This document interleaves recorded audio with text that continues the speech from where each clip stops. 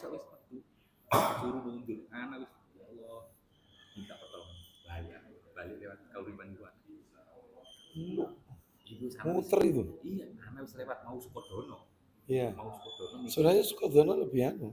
Iya. Kampus Gedangan perempatan. Iya kan ada perkara gua gimana? Oh iya betul. Iya. Makanya pentingnya itu istikharah sebelum berangkat. Minta petunjuk. Yang ini? Yang ini ya? Oke.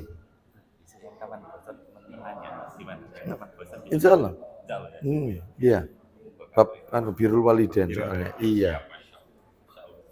Ini 200 petua ini ya. Lanjut 200 petua itu. Lanjutkan yang 2 bulan yang lalu fitnah harta. Oh, fitnah harta. Oh. Wah, haula wala quwata illa billah. Kan belum kelar itu. Belum kelar itu. Iya. Ya enggak apa-apa lah.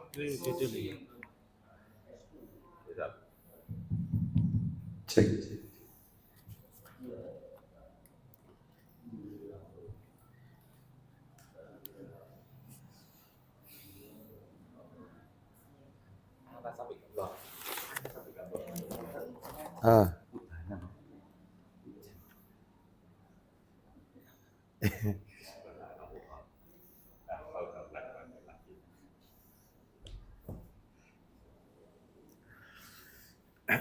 Ya, kita mulai kajian kita. Bismillah. Assalamualaikum warahmatullahi wabarakatuh. Alhamdulillah alladzi bi ni'matihi tatimmus shalihat wa ashhadu an la ilaha illallah wahdahu la syarika lah wa ashhadu anna Muhammadan abduhu wa rasuluh ya ayyuhalladzina amanu taqullaha haqqa tuqatih wa la tamutunna illa wa antum muslimun amma ba'du fa inna asdaqal hadisi kitabullah wa khairal hadi hadi Muhammadin sallallahu alaihi wasallam wa syarral umuri muhdatsatuha wa kullu muhdatsatin bid'ah wa kullu bid'atin dhalalah wa kullu dhalalatin finnar. Ikhwan wa akhwati fillah, bapak-bapak, ibu-ibu, kaum muslimin dan muslimah, jamaah majelis taklim yang semoga dimuliakan oleh Allah Subhanahu wa taala. Amin. Kepada sahibul bait, keluarga Abarakib, semoga Allah taala melimpahkan karunia rahmat dan barakah pada keluarga dan tempat tinggal beliau. Tidak ada kata yang patut kita ucapkan pada malam hari ini selain rasa syukur kita kepada Allah Tabaraka wa Ta'ala atas segala karunia nikmat yang telah Allah berikan kepada kita. Salah satu di antara sekian banyak kenikmatan-kenikmatan yang Allah berikan kepada kita dan kita rasakan pada malam hari ini adalah Allah Subhanahu wa taala kembali mempertemukan kita di kediaman Abarakib dalam rangka talabul ilmi, menuntut ilmu. Semoga niat kita, perjalanan kita menuju ke majelis ini tercatat di sisi Allah sebagai pemberat timbangan amal kebajikan kita kelak di yaumil qiyamah. Lebih dari itu Bapak Ibu sekalian, malam hari ini kita diberikan kemudahan oleh Allah Subhanahu wa taala. Di tengah banjir di mana-mana, kemacetan jalan di mana-mana, kita masih diberikan kesempatan, kemudahan oleh Allah untuk duduk sejenak, mendengarkan ayat-ayat Allah, mendengarkan sabda-sabda Rasulullah sallallahu alaihi wasallam, yaitu dengan talabul ilmi, menuntut ilmu. Semoga ilmu yang kita pelajari pada malam hari ini Allah berikan nilai keberkahan. Dan mudah-mudahan Allah berikan kita hidayah taufik sehingga kita mampu mengamalkan setiap ilmu yang kita dapatkan dalam kehidupan kita sehari-hari. Bapak Ibu kaum muslimin dan muslimah rahimani wa rahimakumullah. Malam hari ini kita akan melanjutkan materi kita 2 bulan yang lalu, tepatnya di bulan September ya. Karena di bulan Oktober saya udzur, di bulan September kita saat itu tengah membahas fitnah harta, bentuk dan solusinya. Fitnah harta, bentuk dan solusinya. Ya. Baik, sebelum kita lanjutkan materi kita yang belum tersentuh, yang masih ada beberapa poin yang belum kami sampaikan, maka saya ingin sedikit mereview, mengingatkan kita semua. Rasulullah sallallahu alaihi wasallam 14 abad yang silam, beliau pernah bersabda, riwayat Muslim, saya bacakan. Ini kami sampaikan 2 bulan yang lalu ini sebenarnya.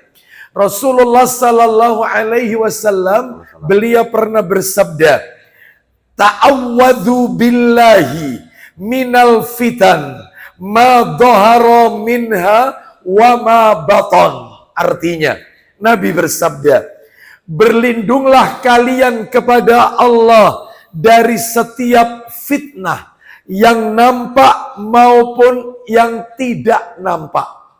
Jadi kita diperintahkan oleh Allah Subhanahu wa taala berlindung kepada Allah dari fitnah. Baik itu fitnah yang nampak maupun fitnah yang tidak nampak. Lah, salah satunya adalah fitnah harta. Fitnah harta. Baik. Bapak Ibu kan insya Allah kita sudah tahu kan, yang namanya kata fitnah itu tidak identik seperti yang kita pahami selama ini.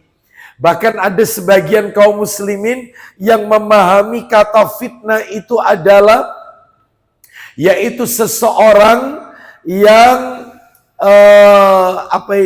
mengatakan sesuatu yang tidak sebenarnya. Itu ya. Berarti fitnah itu kaitannya dengan lisan. Itu rata-rata sebagian kita memahaminya demikian. Padahal waktu itu sudah kami sampaikan. Yang namanya fitnah itu tidak identik dengan lisan saja. Ada fitnah itu bermakna syirik, itu ada. Waktu itu sudah tak sampaikan ayatnya. Fitnah bermakna syirik. Gitu. Ada juga fitnah itu bermakna penyesatan atau kesesatan. Nah itu ada dalam Al-Quran kalau nggak salah surat Al-Ma'idah. Lalu ada lagi fitnah itu maknanya adalah perselisihan pendapat dan tidak bersatunya hati. Itu ada di surat At-Taubah. Jadi fitnah itu tidak identik dengan bahasa pojok kampungnya buat-buat omongan. Ya. Jadi mengatakan sesuatu yang tidak sebenarnya, bukan hanya terkait dengan lisan. Bahkan fitnah itu juga bisa bermakna ujian atau cobaan. Ujian atau cobaan. Istri itu fitnah, cobaan. Anak itu fitnah, ujian atau cobaan. Nah, dan ini ayatnya sudah kami sampaikan. Baik. Lalu Nabi juga mengingatkan kepada kita sabdanya. Apa kata Nabi? Rasulullah SAW bersabda, Inna likulli ummatin fitnah, wa fitnatu ummati al-mal. Apa artinya? Nabi bersabda, Sesungguhnya setiap umat itu ada fitnahnya. Dan fitnah yang menimpa umatku itu harta. Loh, jelas sekali. Fitnah yang menimpa umatku itu harta. Nah, itu ya. Baik, mungkin Bapak Ibu bertanya-tanya di dalam hati. Apa contohnya fitnah-fitnah harta? Orang yang terkena fitnah harta. Waktu itu kami sebutkan beberapa. Di antaranya adalah suka memakan harta manusia dengan cara yang batil. Itu berarti dia terkena fitnah harta. Seperti menipu, korupsi, berkhianat, ya, hasil transaksi haram, makan riba, ya, menikmati upah orang lain. Nah, itu termasuk terkena fitnah harta. Itu bentuk yang pertama. Memakan harta orang dengan cara yang batil. Termasuk yang terkena fitnah harta adalah suka undat-undat. Suka mengungkit-ungkit pemberian, ya. Suka mengungkit-ungkit apa yang sudah ia berikan, undat-undat. Maka itu juga orang yang terkena fitnah harta. Itu ciri kedua. Dan ini dalilnya sudah tak sampaikan semua waktu itu. Ciri yang ketiga, orang yang terkena fitnah harta seperti apa orangnya? Bakhil, pelit, kikir. Jadi untuk di jalan Allah perhitungan. Tapi kalau untuk foya-foya, sesuatu yang tidak menambah pahala, tidak menguntungkan akhiratnya, itu dia perhitungan. Jadi kalau untuk untuk dunia dia royal, tidak perhitungan. Tetapi kalau untuk di jalan Allah, perhitungan. Bakhil, kikir, medit. Nah itu ya, ini termasuk ciri yang nomor 3. Orang yang terkena fitnah harta. Ciri yang nomor 4 adalah suka makan harta anak yatim. Itu terkena fitnah harta. Jadi anak yatim cuman sekadar dijadikan address, alamat. Sedangkan harta anak yatim dimakan pengurusnya. Jadi pengurusnya berfoya-foya dengan mobil mewah, dengan kehidupan yang glamor. Sedangkan anak yatim binaannya terlunta-lunta, makannya, pakaiannya, pendidikannya. Ini orang seperti ini terkena fitnah harta. Ya, itu contoh yang gambar. Ada lagi yang terkena fitnah harta. Di antaranya contohnya adalah benci dan enggan menginfakkan harta di jalan Allah. Ya, jadi dia nggak suka, dia tidak memiliki semangat. Harta itu untuk dialokasikan di jalan Allah. Tapi kalau selain jalan Allah, semangat. Ya, maka yang seperti ini terkena fitnah harta. Ada juga di antara ciri orang yang terkena fitnah harta adalah sibuk dengan harta hingga lalai dari ketaatan kepada Allah. Waktunya sholat, nggak sholat. Sibuk rapat tetap jalan terus. Ya, kepala jadi kaki, kaki jadi kepala, banting tulang peras keringat, sholat duha 2 rakaat yang tidak butuh waktu 5 menit, nggak sempat. Ya, membaca Al-Quran nggak sempat, zikir pagi petang nggak sempat. Hidupnya time is money. Orang yang seperti ini kena fitnah harta. Ya, kena fitnah harta. Ada lagi orang yang terkena fitnah harta, contoh berikutnya, suka meminta-minta kepada manusia tanpa kebutuhan. Jadi kalau ketemu mesti sambatan dan mesti pinjem, utang atau minta. Maka yang seperti ini terkena fitnah harta. Apalagi Nabi memberikan ancaman, orang-orang yang suka meminta-minta seperti ini, maka nanti di hari kiamat, yaitu dia akan bangkit dari kubur dengan wajah tanpa daging, hanya tengkorak saja. Ya, hanya tengkorak saja. Nah, seperti itu. Kenapa? Karena di dunia dia suka meminta-minta. Termasuk minta ditraktir. Nah, itu masuk. Meminta-minta itu. Ya, minta oleh-oleh itu nggak usah, nggak boleh. Orang Islam itu harus punya izzah, kewibawaan.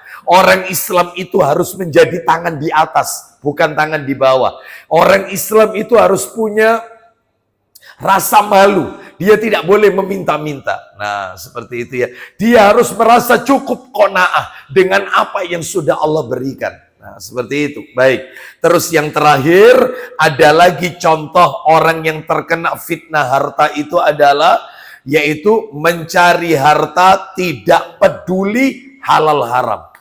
Nggak peduli halal haram. Yang penting dapat. Yang penting dapat. Makanya Nabi SAW 14 abad yang silam sudah mengingatkan kita. Apa kata Nabi? Ya'ti alan nasi zamanun. Akan datang nanti satu zaman.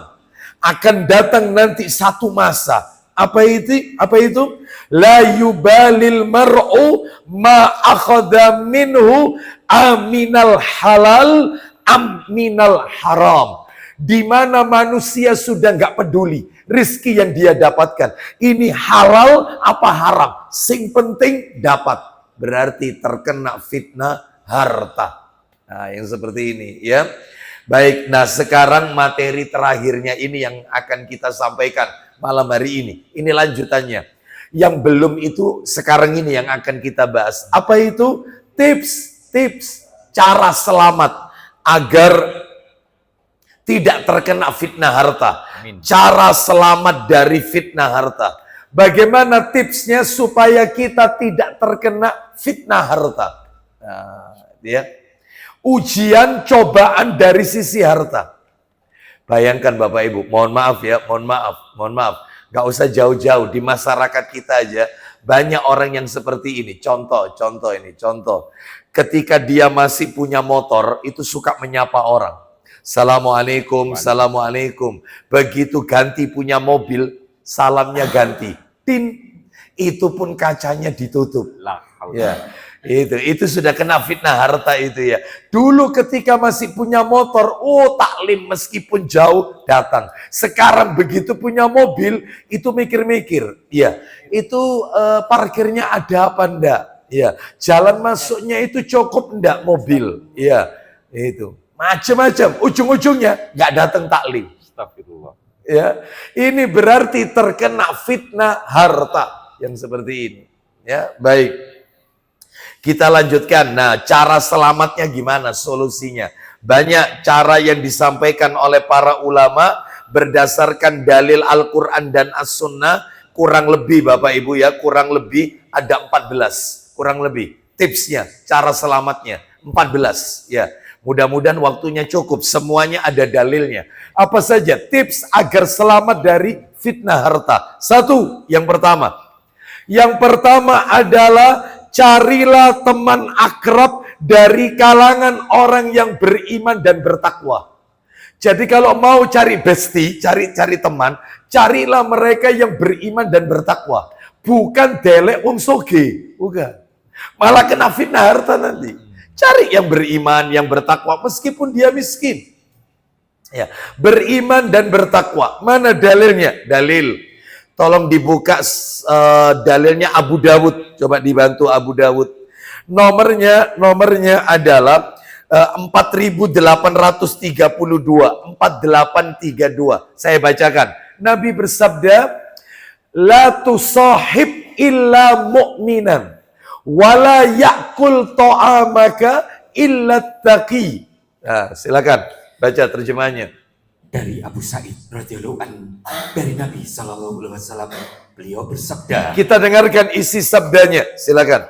Janganlah kalian berkawan kecuali dengan seorang mukmin. Ulang lagi, janganlah kalian berteman, silakan. Janganlah kalian berkawan kecuali dengan seorang mukmin. Janganlah kalian berteman kecuali dengan orang yang beriman. Dan janganlah sampai memakan makananmu kecuali orang yang bertakwa. Maksudnya janganlah sampai makananmu dimakan kecuali yang memakan makananmu orang yang bertakwa. Maksudnya masalah walimah saja harus selektif.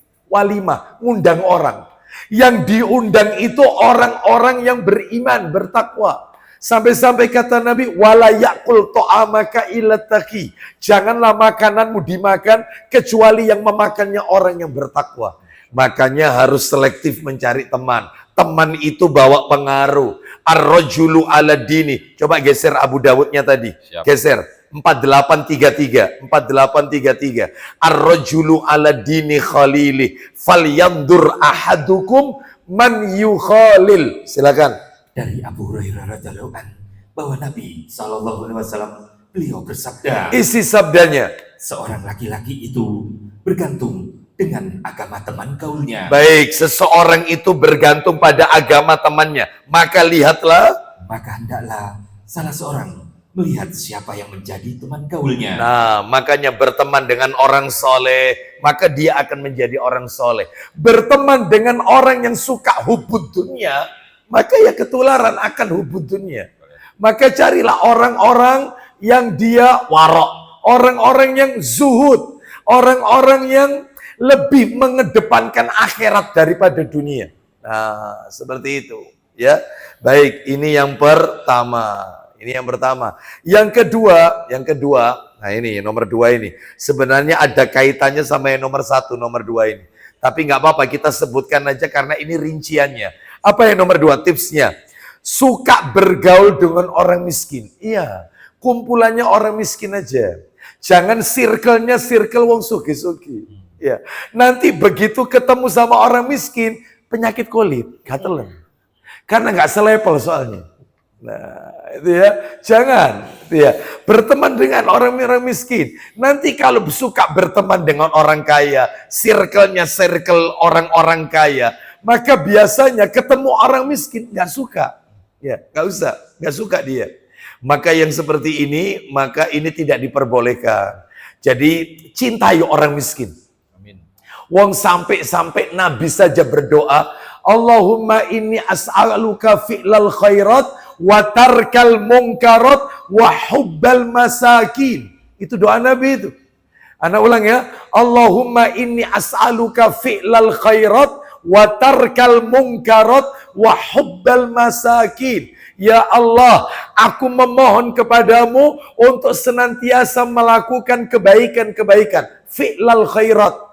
Ya, perbuatan yang baik. Watarkal mungkarat, meninggalkan semua yang mungkar. Wahubbal masakin, dan mencintai orang-orang miskin. Ya, kenapa Ustadz kita ini kumpul sama orang miskin? Ustadz, Pak, Bu, mohon maaf ya, hisapnya orang miskin itu lebih sedikit loh daripada orang kaya. Bahkan disebutkan dalam riwayat Muslim, orang miskin itu nanti di hari kiamat masuk surganya lebih dahulu sebelum orang kaya. Dengan jarak 500 tahun perjalanan. Masya Allah. Antara orang miskin dengan orang kaya. Loh kok jauh sekali? Karena orang kaya harus mempertanggungjawabkan setiap harta yang dia miliki. Makanya orang tambah sugih, tambah ribet biasanya. Pertanyaan akhiratnya. Ini menunjukkan kepada kita berteman dengan orang-orang miskin. Terus kemudian dalil. Ayo coba dibuka dalil. Sahih tarhib wa tarhib. Coba. Nomor jilid 4. Siap. Nomornya 2152. Kita dengarkan. Sahih tarhib wa tarhib. Nomornya 2152.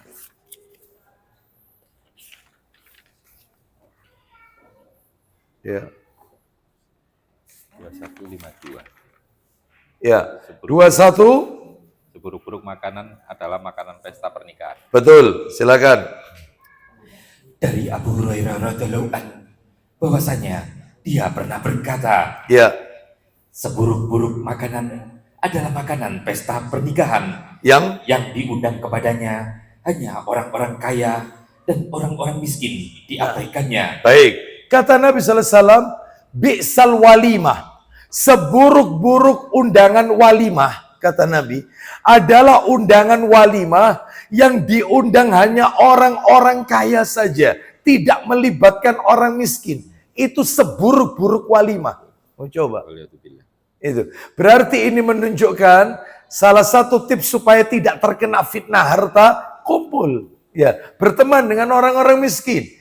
Bahkan saya bacakan dalil dalam kitab Adabul Mufrad nomornya 550. Anda bacakan aja. Adabul Mufrad nomor 550 dari Abu Hurairah radhiyallahu an. Ia berkata, Rasulullah sallallahu alaihi wasallam bersabda, mastakbara man ukila ma'ahu khadimuhu. Ya, artinya tidak dianggap sombong, tidak termasuk sombong orang yang makan bersama pembantunya. Itu bukan orang sombong. Tidak termasuk sombong, ya, orang yang makan bersama pembantunya. Ya, ini menunjukkan kepada kita siapa saja di antara kita yang memiliki, maaf tanda kutip, saudara kita yang ikut membantu kita, pembantu atau siapapun, supir, driver atau siapapun, yang apa yang kita makan itu yang mereka makan, gak dibeda-beda no. Ya, bahkan makan bareng. Nah, seperti itu. Maka itu bukan orang sombong. Berarti orang ini gak akan terkena fitnah harta. Sebab ada orang itu apa yang dia makan, yang dimakan majikan, itu beda dengan yang dimakan pembantu. Baju juga begitu. Ketika majikan beli di mall A, maka pembantunya ajak ke mall tersebut untuk memilih baju. Ternyata yang dipilih lebih mahal daripada harga majikannya. Gak apa-apa, rezekinya. Insya Allah. Rezekinya. Gak apa-apa. Ya, rezekinya. Ini menunjukkan kena angin ini. Ini menunjukkan kepada kita bahwasannya agar kita terhindar dari fitnah harta, supaya tidak terkena fitnah harta, maka berteman dengan orang-orang miskin. Ya, baik. Lawang kadang-kadang duduk saja di sampingnya orang miskin, itu rasanya kayak nggak nyaman, salah. Ya, nggak apa-apa. Kita lanjutkan. Yang nomor tiga. Tips yang nomor tiga. Agar tidak terkena fitnah harta. Apa itu yang ketiga? Jangan suka menunda-nunda sodakoh. Jangan suka menunda sodakoh. Ya, nanti saja sodakoh saya tak berikan hari Jumat saja. Nanti saja sodako saya nantikan tahun depan, tinggal hitungan hari mau Ramadan, sekalian Ramadan. Nanti saja pekan depan, nanti saja. Ujung-ujungnya ajal menjemput kita. Maka jangan suka menunda-nunda sodako, supaya kita tidak terkena fitnah harta. Ya, karena itu harta yang kita miliki ada hak untuk orang-orang miskin. Mana dalilnya? Dalil. Ayo dibuka Al-Qur'annya, surat nomor 63. Surat nomor 63. Merinding saya kalau dengar ayat ini. Surat nomor 63 itu Al-Munafiqun. Surat Al-Munafiqun. Ayatnya Bapak Ibu, ayat yang ke-10. Al-Munafiqun ayat 10. Allah Ta'ala berfirman.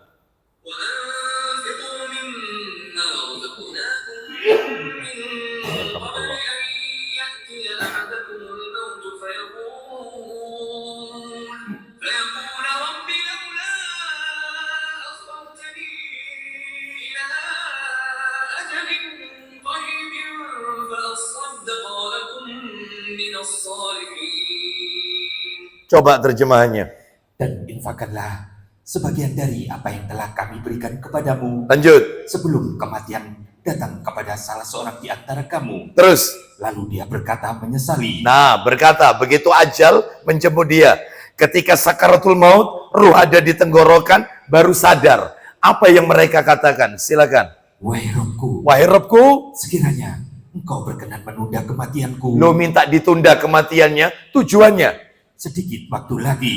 Tujuannya, maka aku dapat bersedekah dan aku akan termasuk orang-orang yang soleh. Terlambat, tidak mungkin. Ya, apabila ruh sudah waktunya ajal datang, mustahil waktu itu ajal itu ditunda. Ini menunjukkan kepada kita bahwasannya jangan sampai suka menunda-nunda ibadah. Makanya Nabi sallallahu alaihi wasallam pernah bersabda dalam hadis yang lain, Nabi pernah bersabda, "Ightanim khomsan qabla khomsin." Jagalah 5 hal sebelum ketemu yang 5. Peliharalah 5 perkara sebelum bertemu yang 5. Insya Allah kita semua apalah sudah tahu. Apa saja itu? Sehatmu sebelum sakitmu, mumpung dikasih sehat. Ya. Yang kedua, masa mudamu sebelum masa tuamu. Yang ketiga, masa lapangmu sebelum masa sempitmu. Yang keempat, kayamu sebelum miskinmu. Yang kelima, hidupmu sebelum matimu. Mumpung urip. Jangan nunggu nazak baru pengen sodako. Dia nggak pakai pesen, hartanya jadi warisan. Ya. Makanya dalam hal ini jangan suka menunda-nunda sodako. Penyesalan selalu di akhir. Nggak ada orang menyesal di awal. Baik, kita lanjutkan. Tips, cara agar selamat dari fitnah harta. Yang nomor 4. Nomor 4. Ya betul nomor 4 ini ya. Yang nomor 4. Yang nomor 4 adalah harus meyakini, tanamkan dalam hati kita. Harus yakin. Akhirat itu lebih baik daripada dunia. Akhirat itu lebih baik daripada dunia. Mana dalilnya? Dalil. Allah Ta'ala berfirman di dalam Al-Quran. Suratnya surat Ad-Duha. Insya Allah hafal semua kok. Surat Ad-Duha ayat 4. Ya, Allah berfirman. Walal akhiratu khairu laka minal ula atau khairu wa abqa. Ayo, hati-hati ya. Jangan overlapping sama surat yang lain. Walal akhiratu khairul laka minal ula. Ayo baca ayat 4. Dan sungguh yang kemudian itu lebih baik bagimu daripada yang permulaan. Baik. Sungguh akhirat itu lebih baik bagimu. Itu disebutkan dalam tafsir Ibnu Katsir daripada dunia. Maka tentunya kita semua ini adalah makhluk akhirat. Kita ini bukan makhluk dunia. Dunia ini cuma sekadar transit untuk memperbanyak bekal guna menuju kepada kehidupan yang kekal dan abadi, yaitu nanti di akhirat.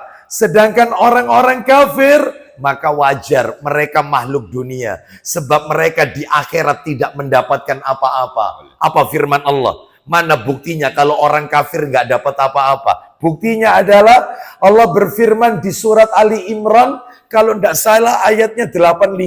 Ali Imran ayat 85. Wa may yabtaghi ghairal islami dinan falayyuqbala minhu wa huwa fil akhirati minal khasirin. Silakan baca artinya. Dan barang siapa mencari agama selain Islam. Ulang lagi. Dan barang siapa mencari agama selain Islam. Jadi dia lebih memilih agama lain selain Islam. Ali Imran ayat 85. Lanjut teruskan. Maka dia tidak akan diterima. Oh, agamanya nggak diterima oleh Allah. Nasibnya di akhirat. Dan di akhirat dia termasuk orang-orang yang merugi. Rugi. Ya, rugi. Ya. Makanya Umar bin Khattab radhiyallahu an pernah melihat seorang pendeta yang mana ketika Umar bin Khattab radhiyallahu an melihat pendeta ini nangis. Umar bin Khattab radhiyallahu nangis. Lalu kemudian membacakan ayat. Nangis membacakan ayat. Amilatun nasibah. Ayo surat apa itu? Sering kita baca. Amilatun nasibah. Sabbihisma rabbikal a'la. Nanti itu ada amilatun nasibah. Amalnya mereka tidak diterima. Amalnya seperti inai-inai yang berterbangan. Amalnya tidak diterima oleh Allah. Maksudnya apa kok nangis? Pendeta ini mulai pagi, siang, sore berdakwah, menyuruh umatnya untuk melakukan kebaikan. Satu pun gak diterima oleh Allah. Satu gak diterima kebaikannya oleh Allah. Tidak manfaat untuk akhirat. Kalau kita kan beda. Yang kita lakukan, maka itu akan menuai pahala nanti di akhirat. Loh Ustadz, orang kafir itu berarti nggak dapat apa-apa. Nggak dapat apa-apa. Maaf ini. Masih koma. Dia akan mendapatkan amal kebaikannya itu tadi bermanfaat di akhirat kalau masuk Islam. Jadi begitu dia masuk Islam mu'alaf, maka seluruh kebaikan yang selama ini dia lakukan semasa hidupnya, semasa dia masih kafir, maka tetap diperhitungkan oleh Allah lantaran dia masuk Islam. Begitu keluar murtad, keluar Islam, dihapus lagi oleh Allah. Dihapus oleh Allah. Ini menunjukkan kepada kita, berbahagialah, wajib kita bersyukur kepada Allah kita sebagai seorang muslim dan muslimah. Amin. Mudah-mudahan kelak Allah wafatkan kita dalam keadaan muslim muslimah, Amin. dalam keadaan husnul khatimah. Amin. Bapak Ibu sekalian rahimani wa rahimakumullah. Sekarang tips amalan yang nomor berapa? Maaf. Hah? 5. Yang nomor 5. Yang nomor 5 supaya kita selamat dari fitnah harta adalah berpegang teguh kepada Al-Quran dan As-Sunnah. Kembalikan kepada Al-Quran dan As-Sunnah. Kembalikan kepada apa yang Allah firmankan, apa yang Nabi sabdakan. Kembalikan. Karena itulah sebaik-baik petunjuk. Mana dalilnya? Dalil. Coba dibuka Sahih Targhib wa Tarhib jilid 1. Nomornya 40. Coba dibaca nomor 40. Sahih Targhib wa Tarhib nomor 40, yaitu dari sahabat Ibnu Abbas radhiyallahu an. Dia berkata Rasulullah SAW berkhutbah saat haji wada, haji perpisahan, haji wada. Silakan. Dari sahabat Ibnu Abbas radhiyallahu anhu bahwa Rasulullah SAW berkhutbah di hadapan manusia pada haji wada. Nah itu kan, lanjut. Lalu beliau bersabda, Nabi bersabda, "Inni qad taraktu fikum ma ini tasamtum bihi falan tadillu abadan, kitaballahi wa sunnatan nabiyhi sallallahu alaihi wasallam." Silakan. sesungguhnya setan telah berputus asa untuk disembah di tanah negeri kalian. Lanjut. Akan tetapi dia rela ditaati dalam perkara selain itu dari amal-amal yang kalian anggap remeh. Baik, lanjutkan poinnya, silakan. Maka berhati-hatilah. Ya. Sesungguhnya aku telah meninggalkan pada kalian sesuatu yang mana kalian tidak akan tersesat untuk selama-lamanya. Nah, seperti itu. Aku tinggalkan kepada kalian sesuatu yang kalian tidak akan tersesat untuk selamanya. Warisan Nabi sallallahu alaihi wasallam. Apa itu? Silakan. Selama kalian berpegang teguh kepadanya, Apa itu warisan Nabi? yaitu kitabullah, Al-Quran, dan as-sunnah nabinya, al-hadis. Baik. Kitabullah Al-Quran dan sunnah nabinya, yaitu al-hadis. Ini menunjukkan semua perkara kembalikan kepada Al-Quran dan as-sunnah. Solusinya di situ. Ya. Supaya kita tidak terkena fitnah harta dan fitnah-fitnah yang lainnya. Karena bentuknya fitnah itu banyak. Ada fitnah syubhat, ada fitnah syahwat, ada fitnah harta, ada fitnah wanita. Ada. Ujian itu macam-macam. Ya. Ini kan yang kita bahas lagi, yang kita bahas ini adalah ujian dalam bentuk harta. Nah, ini ya. Baik. Maka kembalikan kepada Al-Quran dan As-Sunnah. Baik, sekarang kita lanjutkan tips yang nomor 6. Maaf. Yang nomor 6. Tips yang nomor 6. Nomor 6 ini ya. Selalu berlindung kepada Allah Subhanahu wa taala dari fitnah kehidupan. Ya. Selalu berlindung kepada Allah dari fitnah kehidupan. Khususnya ya, dibaca di dalam sholat. Ya. Dibaca di dalam sholat sebelum salam. Nah, boleh. Contohnya, berlindung kepada Allah ya dari fitnah kehidupan apapun itu, apapun. Ya. Dibaca di dalam sholat sebelum salam. Insya Allah Bapak Ibu apal kok doanya sebelum salam. Yaitu hadis riwayat Muslim, silakan dibuka. Nomornya 588, riwayat Muslim. 588 nomornya, atasnya 924 ya. Atasnya 924. Ada. Ayo. Silakan baca. Siap. Silakan. Dari Abu Hurairah radhiyallahu anhu, ia berkata, Ya. Rasulullah sallallahu alaihi wasallam beliau bersabda, Isi sabdanya kita dengarkan. Silakan. jika salah seorang di antara kalian tasyahud, Tasyahud. hendaklah meminta perlindungan kepada Allah Ya. dari 4 perkara. Nah ini meminta perlindungan kepada Allah dari 4 perkara ketika tahiyat. Lanjut. Dan berdoa, Baik. Allahumma inni a'udzubika min adzabi jahannam wa min adzabil qabri. Nah ini mulai. Wa min fitnatil mahya wal mamat wa min syarri fitnatil masihid dajjal. Silakan. Ya Allah, saya berlindung kepadamu dari siksaan jahanam Siksa api jahanam. Yang kedua, dan siksa kubur terus yang nomor 3, dan fitnah kehidupan dan kematian baik, fitnah hidup, fitnah mati. Terus yang terakhir 4, serta keburukan fitnah Masih Dajjal. fitnah al-masih ad-dajjal. Nah, seperti itu. Loh, ini belum bahas fitnah dajjal, ada lagi. Ya, fitnah al-masih ad-dajjal. Nah, itu ya. Baik. Ini menunjukkan kepada kita sering-sering yaitu berlindung kepada Allah dari berbagai macam fitnah dalam kehidupan. Itu yang nomor 6. Nomor 7 sekarang. Nomor 7. Nomor 7. Nah, ini mulai. Yang nomor 7, supaya selamat dari fitnah harta, tanamkan di dalam hati kita, camkan baik-baik dalam hati kita, bahwasannya hisab harta di hari kiamat lebih rumit daripada hisab yang lain. Daripada hisabnya umur, hisabnya ilmu, hisabnya letih dan lelah kita. Itu lebih rumit hisabnya harta. Itu lebih rumit. Hisab harta lebih ribet. Dalil, ayo dibuka. Sahih Targhib wa Tarhib. Jilidnya jilid 6. Nomor 3592. Jilid 6. Nomor 3592. Dari Abu Barzah Al-Aslami radhiyallahu an. Rasulullah SAW bersabda, la tazulu qadama abdin yaumal qiyamah hatta yus'ala an arba. Silakan.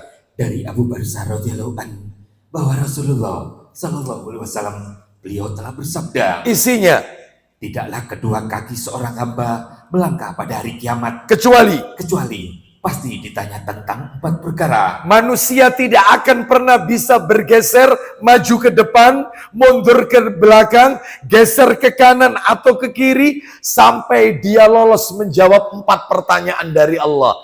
4 hal yang akan diaudit oleh Allah. 4 hal.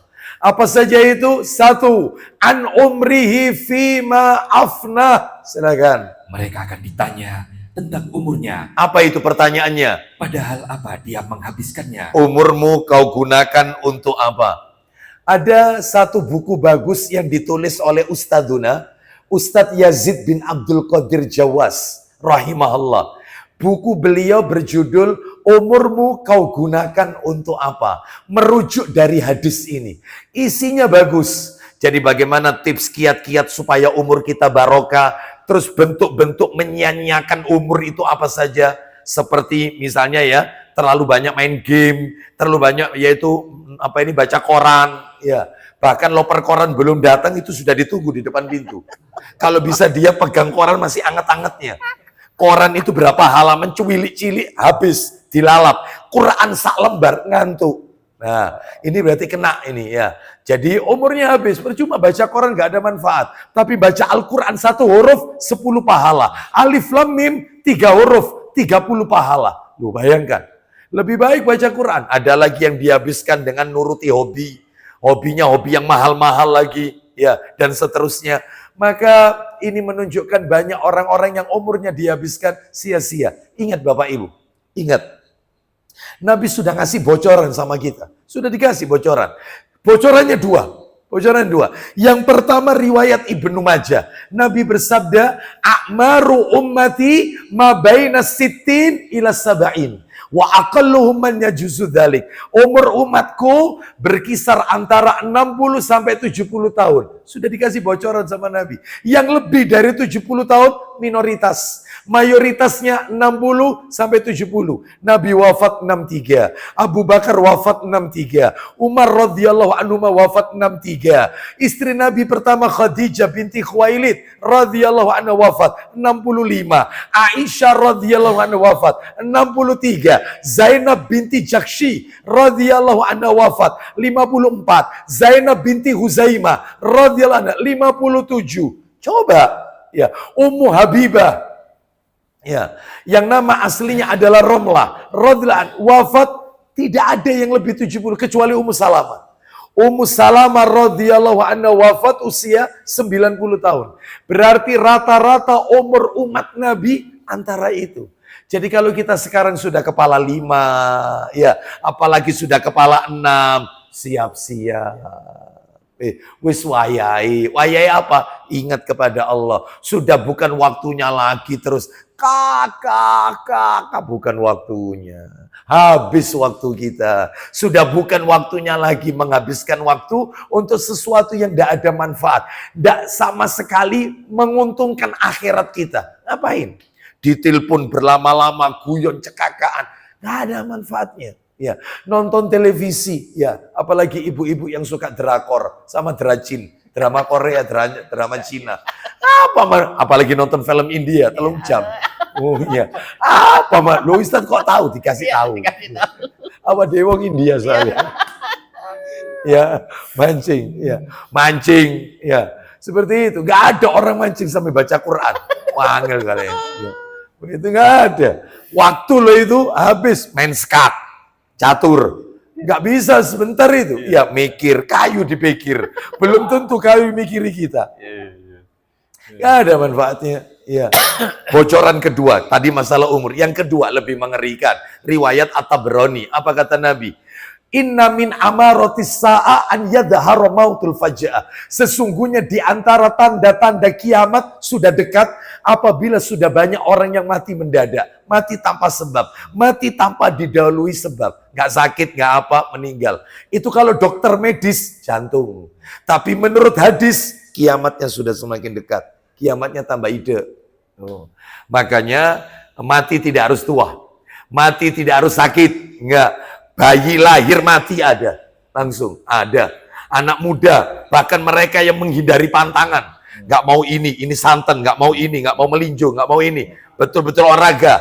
Ya, rajin olahraga. Fitness. Meninggal.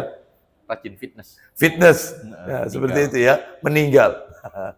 Seperti itu. Jadi tidak harus didahului dengan sakit. Ya, baik kita lanjutkan. Sebab tapi nggak boleh juga orang itu menerjang pantangan, nggak boleh. Ya, misalnya dia sudah nggak boleh makan duren misalnya. Ini ya, misalnya ini ya. Dokter bilang, Pak berhenti Pak durennya Pak, jangan diteruskan Pak. Ini tinggi kolesterolnya Pak. Ya, apa katanya? Dok, aku mangan duren iso mati. Gak mangan duren, yo mati. Ya Allah. Ya. Ini berarti nerjang ini. Ada nggak model-model kayak gini? Banyak. Banyak, ya, banyak, ya. Kalau sudah dokter ngasih warning, apalagi hasil labnya, oh tinggi semua, ya, tidak ada yang normal, ya. Bahkan apa itu angkanya nggak bagus ini ya, ya sudah dijaga itu. Jangan kemudian diterjang. Baik, kita lanjutkan. Ya, jangan rokokan, berhenti, sudah. Aku rokokan iso mati, rokokan mati. Ya Allah. Nah, ada nggak orang-orang model-model kayak gini? Banyak. Ya, ini nggak boleh. Nabi aja ngindari pantangan kok. Nabi ngindari pantangan. Ya, buktinya adalah ketika Nabi Sallallahu Alaihi Wasallam, yaitu pada saat ke rumah Fatimah, yaitu putri Nabi Sallallahu Alaihi Wasallam, ya. Ketika itu Fatimah bersama suaminya yaitu Ali bin Abi Thalib radhiyallahu anhu, ternyata di rumah Fatimah ada segantang kurma. Lalu Nabi meminta kurma, ya. Ali radhiyallahu anhu menyaut, "Aku juga ambilkan." Kata Nabi, "Jangan. Untukmu bukan ini." Maka dibuatkan bubur sagu, dibuatkan bubur sarit. Adapun Nabi sallallahu alaihi wasallam mengambil kurma, sebab kau baru sembuh dari sakit, maka kau nggak baik makan ini. Loh, berarti Nabi ngajari menghindari pantangan. Nabi nggak bilang, mangan nggak apa-apa, kon mangan iki iso mati kok. Kon nggak mangan iki enggak, Nabi nggak ngomong gitu. Enggak. Jangan, tidak baik untukmu. Yang baik itu bubur ini, karena kau baru sembuh dari sakit. Tuh. Itu baik, kita lanjutkan. Makanya Nabi itu masa hidupnya lebih banyak menikmati sehatnya daripada sakitnya. Nabi sakit seumur hidup cuma 3 kali. 3 kali, ya. Yang pertama pada saat kapan? Disihir. Ya, sihir. Ya. Yang kedua diracun. Ya. Itu ya, 2. Oh berarti 4. Yang ketiga adalah perang Uhud. Ya. Terluka. Yang nomor 4 mau ajal, mau meninggal. Ya. Demam tinggi. Hanya 4 kali. Sehingga Nabi hidupnya lebih banyak menikmati masa sehat. Gak kayak kita. Ya udan didik. Matuk bisa. Ya, kena STS, wah, flu. Ya, meler sudah. Itu kita, ya. Makan sedikit apa? Santan-santanan. Asam urat, kolesterol kan gitu. Nah, saya belum pernah itu baca Nabi kena vertigo gitu. Nabi kena asam urat misalnya. Padahal yang dimakan apa? Onta, kambing, ya dan seterusnya. Ya, Nabi selalu menjaga kesehatan. Baik, kembali ke materi kita, ya. Apa ini? Itu yang pertama. Yang ditanya nanti di akhirat, di audit. Umurmu kau gunakan untuk apa? Jadi umur ini bukan jatah tanpa pertanggungan jawab. Umur ini bukan hadiah tanpa pertanggungan jawab. Ya. Umur ini pasti ditanya oleh Allah. Bahkan penduduk neraka pun diingatkan oleh Allah di surat Fatir. Awalam nu'ammirkum ma yatadakkaru fihi man tadakkar. Bukankah kami telah memanjangkan umur kalian? Untuk apa umur itu? Penghuni neraka diingatkan tentang umur. Ya, seakan-akan Allah berkata kepada penghuni neraka, aku berikan kalian umur 70, 80 tahun, untuk apa umur itu? Loh, makanya hati-hati, kita ditanya. Nomor 2, yang akan diaudit, an ilmihi fima fa'ala. Silakan, ayo. Mereka akan ditanya tentang ilmunya. Loh, tentang ilmu. Ya, kita ini kan sering nuntut ilmu. Ya, kita ini kan sama-sama tholabatul ilm, para penuntut ilmu. Kita ini tulab, saya tulab, Bapak Ibu panjenengan semua tulab, sama-sama nuntut ilmu. Ditanya loh itu sama Allah, jangan dicatat tok tapi gak diamalkan. Ya, ditanya itu oleh Allah, ilmu yang sudah kau pelajari, diamalkan atau tidak. Nah, itu nomor 2. Nomor 3, silakan yang ditanya. Lah ini yang horor. An malihi min aina iktasabahu wa fima anfaqahu. Silakan. Dan mereka akan ditanya tentang hartanya. Harta ditanya. Lah kalau harta, pertanyaannya harta, silakan. Dari mana dia mendapatkan harta tersebut? Dari mana dia dapatkan harta itu dan pada apa dia menafkahkan harta tersebut? dan harta itu dibelanjakan kemana? Dari mananya dan kemananya? Ditanya. Orang kalau dikasih umur panjang, pertanyaan akhirat satu, kau gunakan untuk apa? Dikasih ilmunya banyak, pertanyaannya satu, ilmumu kau gunakan untuk apa? Tapi orang dikasih harta, 2 pertanyaannya, dari mana dan kau kemanakan? Yang terakhir, yang nomor 4, lah ini horor, anjismihi fima ablah. Silakan. Serta mereka ditanya tentang tubuhnya. Tentang tubuhnya, capeknya. Nggak mungkin kita nggak pernah capek. Letih, lelah, penat, capek. Nggak mungkin kita nggak pernah capek. Pasti kita pernah letih. Letihmu untuk apa? Ya. Kalau misalnya nanti ditanya jawabannya di akhirat, saya itu lelah ya Allah karena sering Senin Kamis, ayamul bid, hatam Quran ya Allah sebulan sekali, zikir pagi petang tidak pernah tak tinggal, sholat sunnah tak lakoni semua. Mudah ini yang akan menuntun seseorang ke surga Allah. Tapi kalau letihnya, lelahnya untuk begadang, nonton Real Madrid melawan Persibaya, ya itu, ya Barcelona, ya melawan Deltras, ya. Lah ini ya, ini letih yang nggak manfaat. Makanya saya punya judul kajian, judulnya adalah lelah yang lillah. Ya, lelah yang lillah. Nah, itu ya. Lelah yang karena Allah. Sebab ada lelah, maaf. Anda jangan bayangkan kemudian, maafin, saya minta maaf. Mereka pencuri itu ya capek loh itu.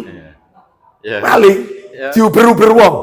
Apa gak menggos-menggos? Iya, seperti itu. Melean, nunggu orang tidur semua. Lo letih lo itu, capek lo. Tapi bukan karena Allah capek. Karena maksiat. Kalau berhasil, ya tetap ya capek, tetap. Seperti itu. Ya, termasuk mohon maaf. Mereka yang melakukan maksiat, berjudi dan seterusnya. Capek loh, capek. Pelaku bid'ah, capek. Wiritan terus, terus. Padahal nggak ada contohnya dari Nabi. Capek, letih. Tapi tidak di jalan Allah. Maka kita nggak pengen capek kita itu tidak di jalan Allah. Capeknya capek harus di jalan Allah. Karena itu yang akan menyelamatkan kita nanti di akhirat kelak. Nah, seperti itu ya. Amin. Capeknya sering dipakai melangkahkan kaki ke masjid. Ya Allah, ya, seperti itu. Baik. Lah ini tidak. Capeknya dipakai untuk jalan-jalan di Taman Bungkul. Mana Taman Bungkul? Iya. Mending ke Taman Surga. Mana Taman Surga? Di Taman Surga. Taklim. Daripada ke Taman Safari. Ya. Ke Taman Bungkul, apalagi Taman Pelangi. Ya, di mana? Di Surabaya kan ya? Dekat Ahmad Yani. Ada kan? Iya, ada. Baik. Jadi ini menunjukkan kepada kita, ayolah lelahnya karena Allah. Baik, sekarang kita masuk nomor 8. Tips nomor 8. Supaya selamat dari fitnah harta. Lah ini nomor 8 ini. Ketahuilah bahwa, nah ini, ketahuilah bahwa orang mati itu tidak dikubur dengan hartanya. Enggak. Orang mati enggak dikubur dengan hartanya. Enggak. Ya. Lah terus, coba dibuka dalilnya. Ayo. Sahih Targhib wa Tarhib jilid 6.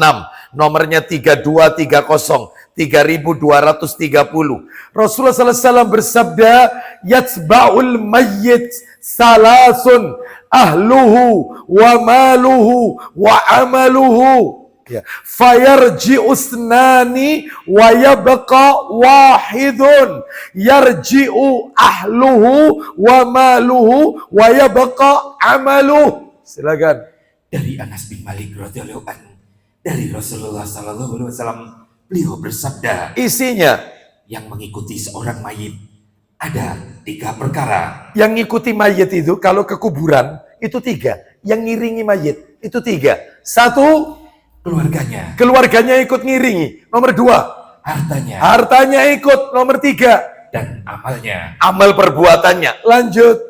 Kemudian Stop. Begitu mayit dimasukkan ke liang lahat, dimiringkan menghadap kiblat, ditutup papan, diuruk tanah, maka lanjut. maka yang 2 akan pulang kembali, Yang 2 balik.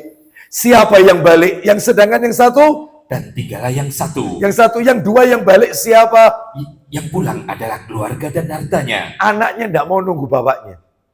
Ya, anaknya, suaminya tidak mau nunggu kuburan istrinya. Semuanya balik pulang. Ditinggal kita sendirian, keluarganya balik. Terus apa lagi yang balik? Dan hartanya. Jadi warisan, rebutan anak-anaknya. Lah terus yang tetap tinggal sama mayit, silakan. Dan yang tetap tinggal bersama mayit adalah amalannya. Amalannya. Uang mayit itu loh, kain kafannya tidak ada sakunya. Ada kira-kira? Gak ada sakunya. Berarti mayit gak butuh harta. Ya, seperti itu. Ya atau tidak? Ya. Jadi mereka yang mati mobil ikut dimasukkan sekali. Nah, ini nggak ngerti konsepnya nih harta. Ya, itu kena fitnah harta. Dipikir di sana ada pom bensin. Itu, ya. Makanya dalam hal ini Muslim nggak kenal ini, yang dibutuhkan amal. Ya, Pak, Bu, mohon maaf ini, mohon maaf.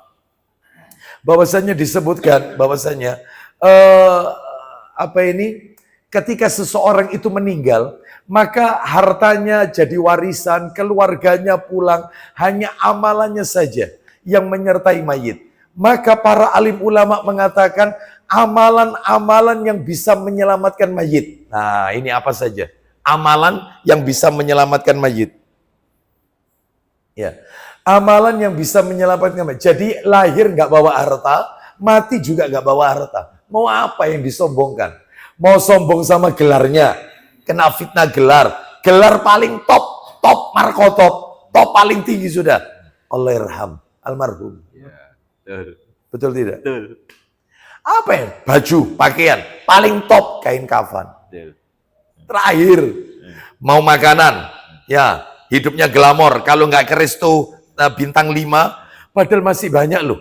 Makanan rasa bintang 5, harga kaki 5. Kos-kosan soalnya. Iya, itu ada loh, banyak loh. Makanan rasa bintang 5, harga kaki 5. Itu masih bisa enak dinikmati. Ini nggak mau, harus resto yang terkenal. Paling top, ketika meninggal ketemu tanah. Selesai. Mau apa? Ya, apa yang mau dibanggakan?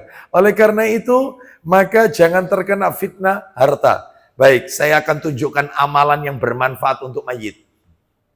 yang bisa menyelamatkan mayit. Ya, keluarganya ninggalkan dia sendirian loh itu.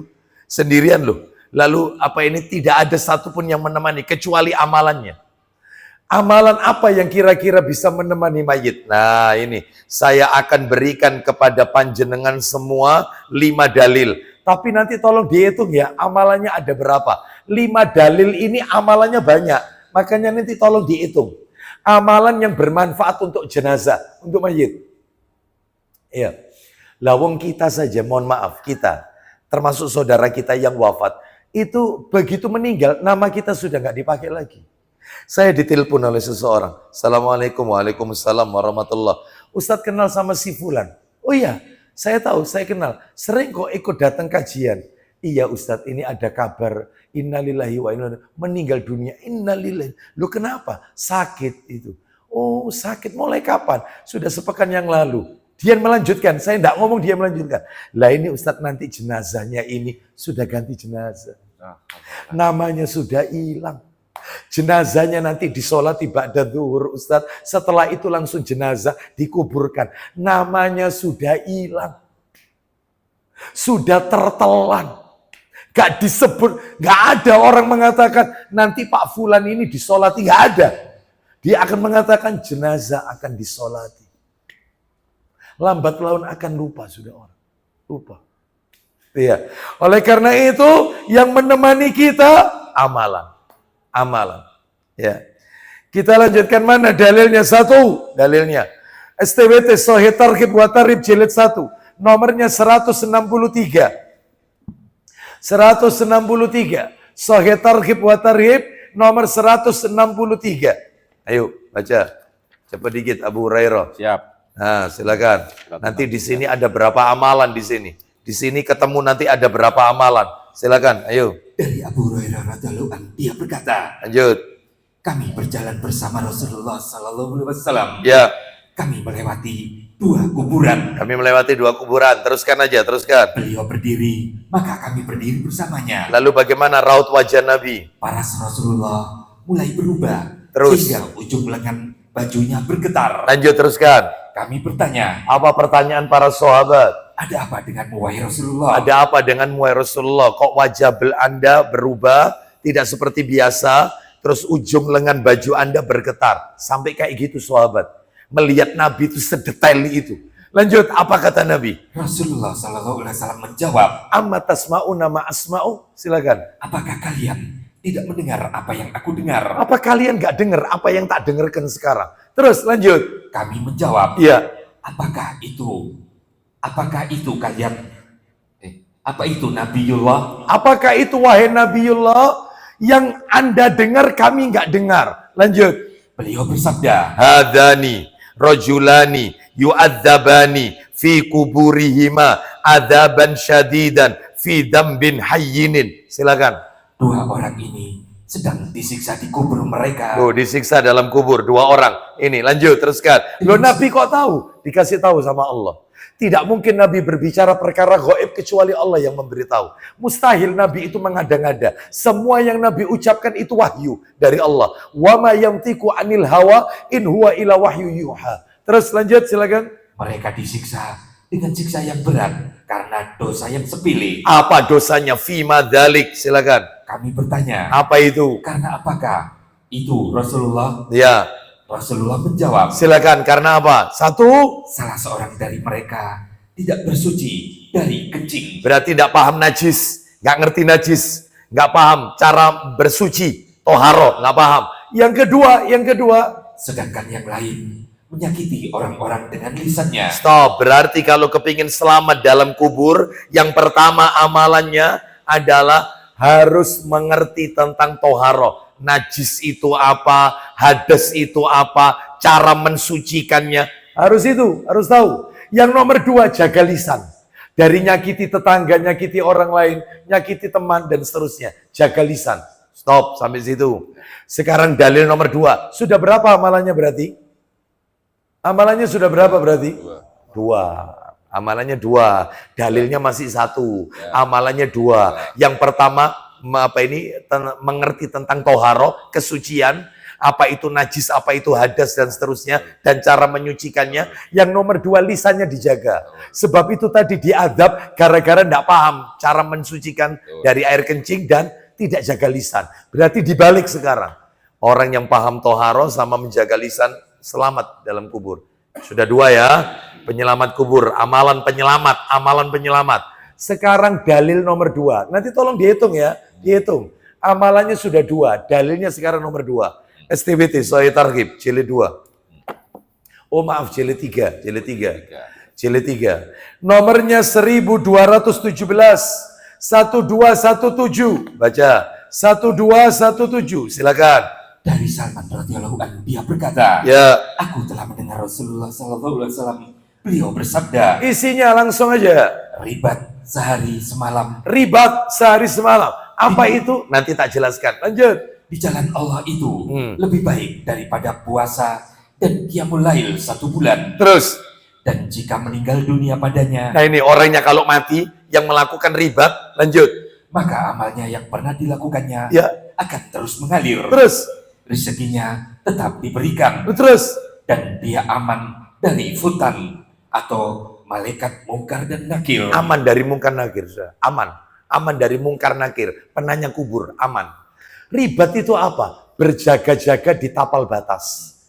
Pada saat jihad. Supaya tidak mendapat serangan mendadak dari musuh. Nah ya. Ini jihad. Jadi dia berjaga-jaga di tapal batas. Dia nggak tidur, melean, berjaga-jaga. Untuk menyelamatkan kaum muslimin. Gantian. Berjaga-jaga. Itu ribat itu. Ini tuh Joko pabrik, tuh Joko perusahaan, bukan ini jaga ini apa Perbatasan ini perbatasan antar jihad, negara. ya seperti itu, bukan jaga warkop, bukan. Itu yang nomor berapa tadi? Nomor 3. Dalil nomor berapa? Nomor 2. 2. Sekarang dalil nomor 3. Berarti amalannya nambah 1. Berarti apa? 3. Yang ribat. nomor 3 tadi itu ribat. Ribat. Ribat itu berjaga-jaga di tapal batas dalam hal jihad. Nah, ya. Sudah 3 ya. Berarti paham toharo, jaga lisan, terus ribat. Sekarang dalil nomor 3. Ayo dibuka STWT lagi. Sahih Targhib wa Tarhib jilid 3. Tetap. Nomornya belakang. 1475. 1475. Tolong Bapak Ibu jangan remehkan ini. Amalan ini. Dalil yang nomor ini jangan diremehkan ini. Ini dalil keberapa ini berarti? Dalil keempat. Keempat. Ayo baca. Tuh, dalil ketiga. Dalil ketiga. Piye to panjenengan? Silakan. Ayo. Dari Abdullah bin Mas'ud radhiyallahu anhu dia berkata, Ya. seseorang akan didatangi di alam kuburnya, Terus. lalu kedua kakinya didatangi, Terus. lalu kakinya berkata, Ya. tidak ada jalan bagi kalian terhadapku. Terus.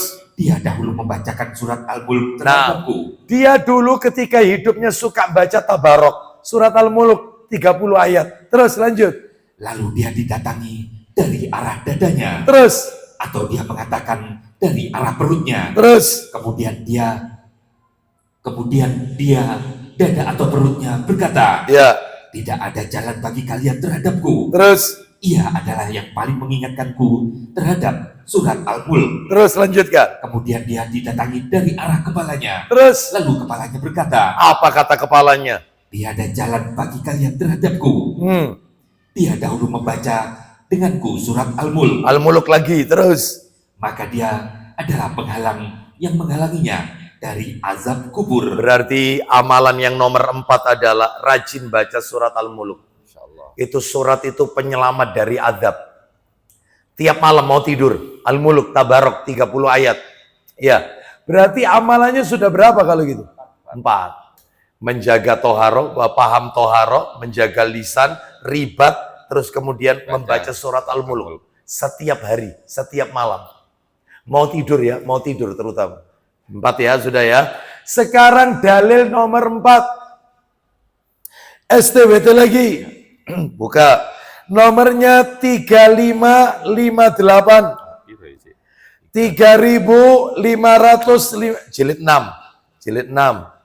Bingung. Ya, siap. 3558 jilid 6. Ya.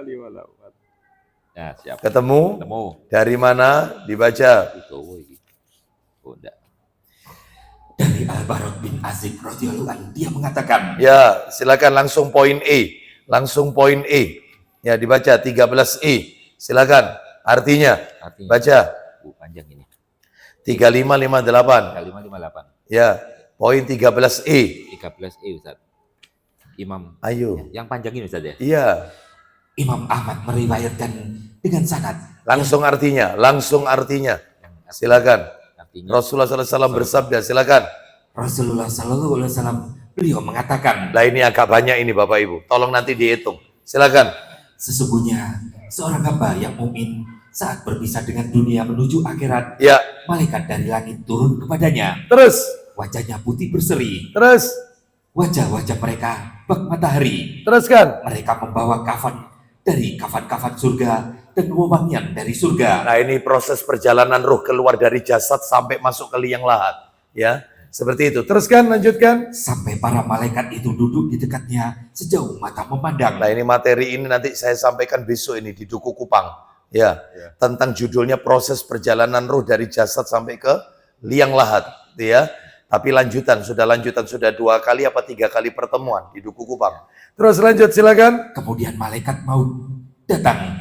Dia duduk di dekat kepalanya dan mengatakan, Ya, wahai jiwa yang baik, terus keluarlah menuju ampunan dan keridhaan Allah. silakan. Rasulullah Sallallahu Alaihi Wasallam bersabda, Isinya. maka nyawa itu keluar, Ya, mengalir sebagaimana air mengalir dari bibir tempat minuman, lanjutkan. lalu diambil oleh malaikat maut. Ya, Apabila malaikat maut telah berhasil memegangnya, stop. Saya langsung terjemahkan, langsung persingkat. Ya. Roh itu naik langsung ke langit ke-7. Langsung ke langit ke-7. Setiap langit dibuka pintu langit, semua malaikat berkata, Mahadar ruhu thayyib. Ruhnya siapa yang baunya harum ini? Maka dia Fulan bin Fulan. Ruhnya Fulan bin Fulan. Namanya yang terbaik disebutkan. Sampai ke langit ke-7 lalu Allah berfirman, tulislah dia di Illiyin, daftar penghuni surga. Lalu antarkan dia ke jasadnya, kembalikan ke bumi. Jadi roh ini diantarkan lagi, dikembalikan. Ya, jadi menunggu jenazah itu dimasukkan, lalu kemudian rohnya dikembalikan, lalu didudukkan, duduk, ditanya malaikat. Kalau matinya hancur, Ustaz, ya apa Ustaz? Dikremasi, Ustaz. Nah, kalau matinya dimakan binatang karnivora, hewan pemangsa, semuanya masuk ke tubuhnya. Ya apa Ustaz? Oh no, tante dilonggokno. Anda jangan meragukan kemampuan Allah. Anda jangan berpikir pakai akal kita. Ini alamnya sudah beda alamnya. Bukan alam dunia, alamnya alam barzah. Beda. Ya, sebelumnya tidak ada menjadi ada. Adam alaihissalam nggak pakai bapak, nggak pakai ibu, langsung wujud. Allah maha mampu. Maryam tidak disentuh laki-laki langsung hamil. Allah maha mampu. Gak usah meragukan kemampuan Allah sehingga meskipun matinya di tengah lautan, ditelan oleh ikan besar, hancur jasadnya, tutup. Alamnya sudah beda. Allah mampu wujudkan lagi, balik lagi bisa. Allah maha mampu, ya. Termasuk mereka yang sudah jasadnya sudah menjadi tulang belulang, dimakan bakteri pengurai. Nanti hari kiamat, hari berbangkit, bangkit, wujud lagi, wujud, bisa. Allah mampu. Ya, baik. Terus ceritanya dikembalikan, lalu kan ditanya, marrobuka, dijawab Rabbi Allah, wa madinuka, apa agamamu, dinial Islam, agamaku Islam. Terus kemudian ditanya, bukan man nabiyuka, ya. Ditanya, siapa nabimu, intinya siapakah laki-laki yang diutus oleh Allah di tengah-tengah umat ini, gitu ya. Maka dia menjawab Nabi Muhammad SAW. Lalu ditanya yang keempat. Jadi kalau mukmin itu pertanyaan di kubur bukan 3, 4. Wama amaluka, apa ilmumu, amalmu. Lalu dia jawab, qara'tu kitabullah. Dan aku membaca Al-Quran, mengimani isi Al-Quran, mengimaninya. Lalu kemudian saat itulah kuburannya dilebarkan sejauh mata memandang. Pintu surga dibuka sehingga dia bisa mencium aroma wanginya surga. Meskipun dia belum masuk surga, wanginya sudah tercium di kuburnya. Sudah? Belum cukup, belum titik ini. Lalu kemudian muncul seseorang yang berwajah tampan. Mayit ini tanya, siapakah engkau? Wajahmu penuh dengan wajahmu tampan, bersih, ya. Wajahmu adalah pembawa yaitu kebaikan, ya. Katanya orang ini ana amalukas soleh. Aku ini amal solehmu. Oh, aku ini amal solehmu yang menemani engkau sampai nanti hari berbangkit. Masya Allah. Ya. Lalu kemudian si mayit ini berdoa kepada Allah, Rabbi aqimis sa'ah. Ya Rob, cepatkan kiamat, cepatkan kiamat. Dia sudah kepingin sekali, yaitu ingin bertemu dengan keluarganya di surga. Baik. Nah, terus apa Ustadz ini amalannya? Amalannya adalah mentauhidkan Allah. Sejauh mana dia itu mengetahui tentang tauhid rububiyah, uluhiyah, asma wa sifat, tentang Nabi Muhammad SAW. Pokoknya usul salasa. Usul salasa berarti 3 pondasi pokok. Tentang Allah, tentang Islam, tentang Nabi Muhammad SAW. Karena itu yang ditanyakan. Malaikat Munkar Nakir tidak akan tanya rumus Pitagoras. Enggak. Malaikat tidak akan pernah tanya tentang persamaan reaksi, momentum fisika. Enggak. Itu pelajaran kita dulu. Ya, enggak akan tanya. Yang ditanya siapa Robmu, apa agamamu, siapa nabimu. Sejauh mana kemampuan kita tentang itu. Nah, berarti mentauhidkan Allah. Berarti amalannya sudah berapa tadi? Nomor 1 toharo, nomor 2 lisan, nomor 3 ribat, nomor 4 baca al-muluk, nomor 5 apa? Tauhid. Tauhid. Sekarang dalil yang nomor berapa? Dalil nomor 5 terakhir. 5 dalil. Sahih targhib wa tarhib. Ayo dibuka. Nomornya 3561, 3561. Ya. 3561. Ayo, tinggal dikit lagi. Kita persingkat saja, tinggal dikit lagi. Silakan. Dari Abu Hurairah radhiyallahu anhu, dari Nabi sallallahu alaihi wasallam, beliau bersabda, Iya. sesungguhnya jika mayit sudah diletakkan dalam kuburnya, Terus. maka dia mendengar suara sandal para pengantarnya saat mereka pulang. Lanjut. Jika dia seorang mukmin, maka sholat ada di dekat kepalanya. Dihitung ya. Kalau dia seorang mukmin, mayit mukmin, sholat ditaruh di atas kepala. Sholat fardu 5 waktu. Ditaruh di atas kepalanya mayit. Lanjut. Apabila dia puasa, ditaruh di sebelah kanannya. Nggak ada apabila dia puasa. Nggak gitu terjemahannya. Nggak gitu. Nggak gitu. Jangan dirubah, jangan dikorupsi. Ya, jangan dikorupsi. Ya, saya hafal itu soalnya. Ya. Berpuasa di sebelah kanannya. Nggak, bukan berpuasa. Puasa ada di sebelah kanannya. Nggak pakai ber.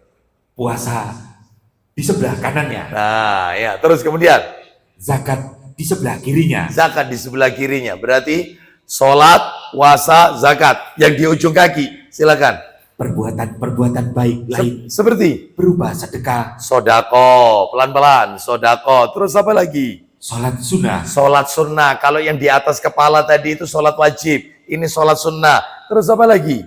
amal ma'ruf, Amar ma'ruf nahi mungkar. Ngajak kebaikan, mencegah kemungkaran. Terus apa lagi? perbuatan baik kepada manusia, Tetangga sama tetangga tidak punya masalah. Ya berarti hablum minanasnya oke. Ditaruh di mana?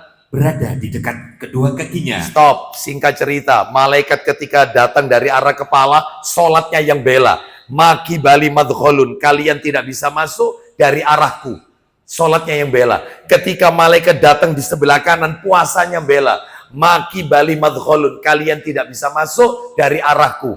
Ketika didatangi dari arah kaki, malaikat juga zakatnya berkata, membela. Maki bali madkholun. Kalian tidak bisa masuk dari arahku. Ketika didatangi dari arah kaki, nah itu banyak. Sodako, sholat sunnah, amar ma'ruf, sama hablum minan nas. Itu membela. Mengatakan, maki bali madkholun. Kalian tidak bisa masuk dari arahku. Maksudnya nggak bisa mengadab aku. Berarti mayit ini dikelilingi amal soleh yang menyelamatkan dia. Berarti totalnya berapa? Ayo dihitung. Tadi sudah berapa tadi itu? Tadi sudah berapa? Tadi dari awal dulu. Dari awal nomor 1 toharo, nomor 2 Jaga lisan ya. menjaga lisan, nomor 3 ribat, nomor 4 tauhid, al-muluk. Ya, nomor 5 tauhid, nomor 5. Baru sekarang nomor 6 yang di atas kepala mayit tadi. Salat fardu. Nomor 7 puasa. Nomor 8 zakat. Nomor 9 sodako nomor 10, perbuatan amar ma'ruf, puasa sunnah nomor 11, perbuatan amar ma'ruf nahi munkar, amar ma'ruf nahi mungkar nomor 12, belum minana, 12 totalnya sudah. Oh, ya. puasa sunnah. Ada lagi tambahan 13, kitabnya sama, cuman beda redaksi. Bacaan Al-Quran ditaruh di atas kepalanya mayit. Jadi yang di kepalanya mayit itu ada 2, sholat sama bacaan Quran kita. Berarti total 13 amalan yang bisa menyelamatkan mayit. Wallahu a'lam wa bishawab. Saya tutup. Ya sebenarnya banyak ini, totalnya 14 ini ya. Kembali ke tips supaya selamat dari fitnah harta. Balik ke materi. Kembali ke materi, bukan laptop, bukan materi ya. Balik, apa itu? Nah, yang perlu dipahami adalah ternyata di akhirat Allah tidak akan melihat penampilan fisik kita. Allah tidak akan pernah melihat harta kita. Yang dilihat oleh Allah, yang menjadi objek utama pandangan Allah adalah hati dan amalannya. Allah tidak lihat sugi, Allah tidak lihat gantengnya, cantiknya, kayanya, enggak. Sing dilihat oleh Allah itu hatinya sama amalannya. Sebagaimana riwayat Muslim nomornya 2564, 2564, Nabi sallallahu alaihi wasallam bersabda, "Innallaha la yamduru ila suwarikum wa amwalikum walakin yamduru ila qulubikum wa a'malikum." Baca atasnya 4651. Silakan. Dari Abu Hurairah radhiyallahu anhu, dia berkata, Rasulullah sallallahu alaihi wasallam beliau bersabda, Isinya, sesungguhnya Allah tidak akan melihat kepada rupa dan harta kalian, Allah tidak lihat rupa kalian, harta kalian. Yang dilihat oleh Allah apanya? tetapi Allah melihat kepada hati dan amalan kalian. Maka jangan terkena fitnah harta. Allah tidak lihat harta kita kok. Yang dilihat oleh Allah itu hati dan amalannya. Wallahu a'lam bishawab. Saya cukupkan sampai di sini Bapak Ibu sekalian karena waktunya tidak memungkinkan. Masih banyak poin-poin yang belum kami sampaikan. Saya anggap materi ini tuntas sehingga harapannya kalau kita ditakdir ketemu lagi bulan depan, berarti kita sudah ganti materi, ganti judul, ganti bab, gitu ya. Insya Allah. Baik demikian, karena mengingat waktu, saya tidak buka tanya jawab, ya. Semoga Allah meridhoi amal ibadah kita. Amin. Semoga Allah menyelamatkan kita, keluarga kita, anak keturunan kita Suku. dari berbagai macam fitnah. Fitnah harta, fitnah syahwat, fitnah syubuhat. Kita akhiri. Wassallallahu ala nabiyyina wa ala alihi wa sahbihi wasallam. Subhanakallahumma wa bihamdika asyhadu an la ilaha illa anta astaghfiruka wa atubu ilaik. Wa akhiru da'wana anil hamdulillahi rabbil alamin. Ya. Besok kita di mana ini? Subuh di Taman Vancouver, Masjid Al-Muhajirin. Taman Boston. Masjid Muhajirin. Al-Muhajirin. Ya, Masjid Al-Muhajirin Taman Boston.